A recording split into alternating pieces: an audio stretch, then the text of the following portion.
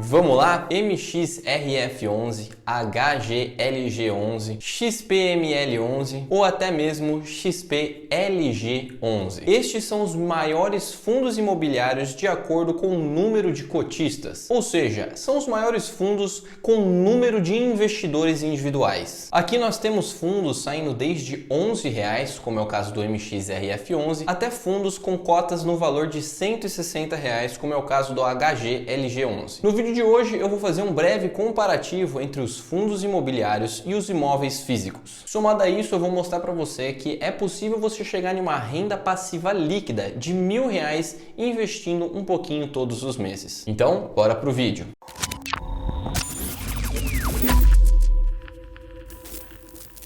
Se essa é a sua primeira vez aqui, seja muito bem-vindo ou bem-vinda. Para quem me conhece, eu sou Pedro Almeida, especialista certificado em investimentos, e esse é o Mundo do Investidor. Se você já acompanha o canal há algum tempo, não se esquece de socar aquele like para dar aquela força. Se você for novo ou nova aqui, assiste o vídeo até o final. Caso eu agregue alguma coisa, aí sim considera deixar o like. Então, vamos começar pela parte mais importante. Todo investimento precisa ter um objetivo definido. Na renda fixa, por exemplo, você pode estar optando por proteger o seu dinheiro contra a inflação nos investimentos IPCA+.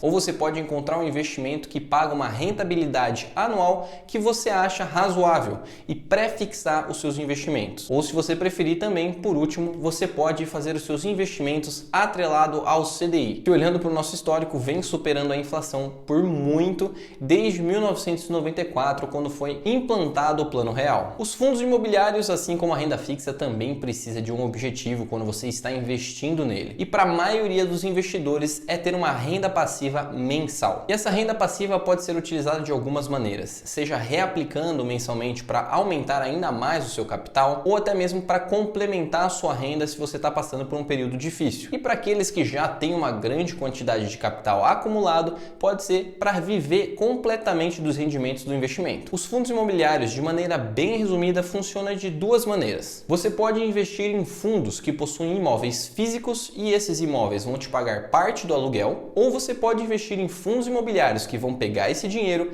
e emprestar para empresas do ramo imobiliário que vão pagar juros, e esses juros são pagos aos seus cotistas. Claro que isso é uma versão bem resumida, mas basicamente essas são as suas duas opções. E para quem conhece um pouquinho sobre fundos imobiliários, sabe que eu acabei de diferenciar os fundos de tijolos dos fundos de papéis. Agora, se você não entende do ramo imobiliário ou das construções, talvez os fundos imobiliários sejam ainda melhor para você. O risco de você investir em um imóvel físico por si só envolve uma grande quantidade de capital. Então, caso dê errado, você vai perder muito dinheiro. Já no caso dos fundos imobiliários, você vai estar aplicando em um fundo em que um gestor vai estar tomando conta desse dinheiro, aplicando em diversos ativos, tendo uma diversificação muito maior e reduzindo o seu risco. Sem contar que quando você investe em um imóvel físico, a quantidade de investimento é muito maior. Já nos fundos imobiliários, como eu disse no começo do vídeo, você pode fazer investimentos a partir de apenas R$ 11.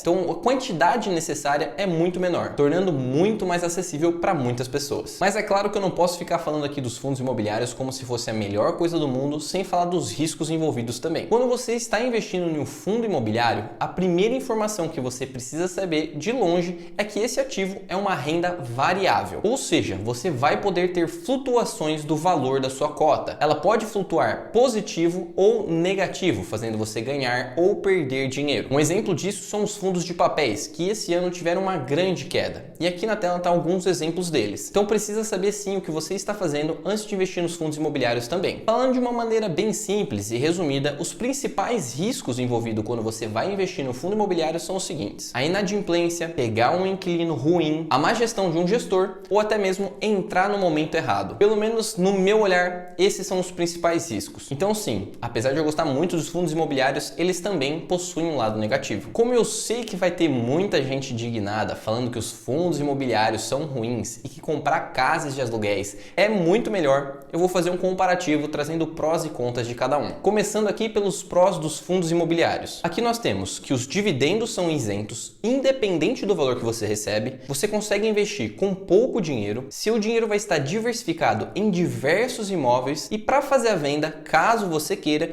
em poucos minutos você tem o dinheiro lá na sua corretora. Agora para os contras dos fundos imobiliários. Você não é o único dono do imóvel, então você não vai ter poder de decisão relevante. Você tem uma baixa convexidade de ganho, então não é para você esperar ter uma valorização expressiva em pouco tempo. E por último, a taxa de administração. Aqui, diferente dos outros fundos, você não vai ter a come cotas, mas você tem sim essa taxinha de administração que varia de fundo para fundo. Agora, começando com os prós dos imóveis físicos. Aqui você tem a decisão unânime, então você manda 100% no seu imóvel. Você também pode morar nele se for preciso e também existe a possibilidade de uma grande convexidade. Mas aqui tem um grande porém. Essa alta convexidade só existe se você trabalha no ramo imobiliário. Você tem que saber muito sobre o ramo para que exista essa possibilidade, senão muito provavelmente não vai ser assim. Agora, os contras do imóvel físico. Você tem muito capital alocado em um único ativo, tem a taxa da imobiliária, possível taxa de imposto de renda. Se ocorrer a inadimplência, a sua perda vai ser muito maior e também tem a baixíssima liquidez. Agora, olhando para esses prós e contras, colocando um do lado do outro, eu particularmente acho que os fundos imobiliários são muito melhor para ter uma renda passiva, mas essa é minha opinião. E eu tenho certeza também que alguém vai querer comentar que os fundos imobiliários não valorizam assim como os imóveis valorizam. Eu vou estar colocando uma imagem agora na tela que vai estar mostrando 3 fundos imobiliários que eu tenho na minha carteira e a valorização deles somente nesse ano. Então, sim, tem a possibilidade de valorização sim dos fundos imobiliários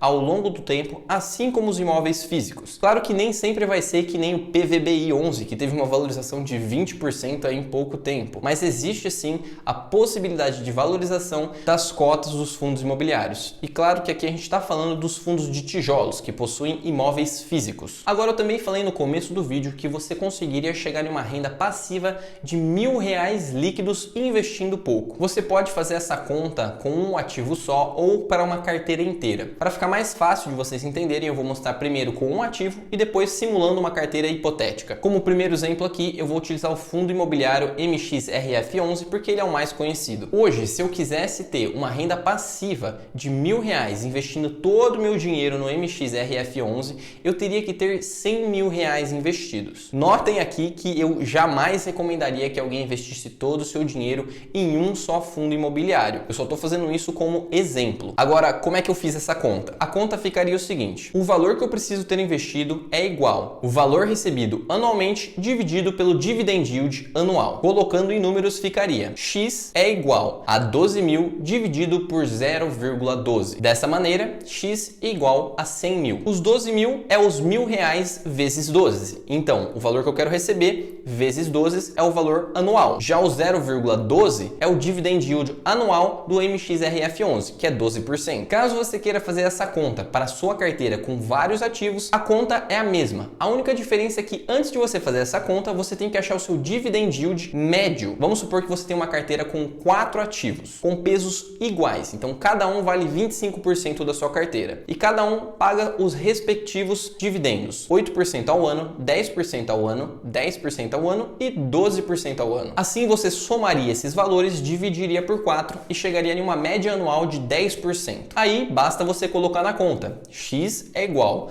a 12.000 dividido por 0,1. Logo, X seria R$120.000. Esse seria o valor que você precisa ter investido. Como vocês podem ver, a conta não é difícil. Depois que você faz uma vez, você aprende e você pode fazer para qualquer ativo ou para qualquer carteira. Para você chegar nesse valor de 100, R$120.000, você consegue aplicando desde R$100 por mês. Quanto mais você aplicar, mais rápido você chega nesse valor. Mas agora eu quero saber a sua opinião. Qual é melhor para renda passiva? Fundos imobiliários ou imóvel físico? Bom, como sempre, na descrição do vídeo tem alguns links que podem ser de interesse para você. Desde abertura em conta em bancos com bônus de até R$200 até uma lista de livros que pode te ajudar na sua jornada financeira. Se você ficou até aqui, eu agradeço pelo seu tempo e eu espero ter te ajudado. Se você puder me ajudar também deixando seu like e compartilhando, eu agradeço imensamente. Meu nome é Pedro Almeida, esse é o Mundo Investidor e eu vou ficando por aqui. Eu espero te ver na próxima.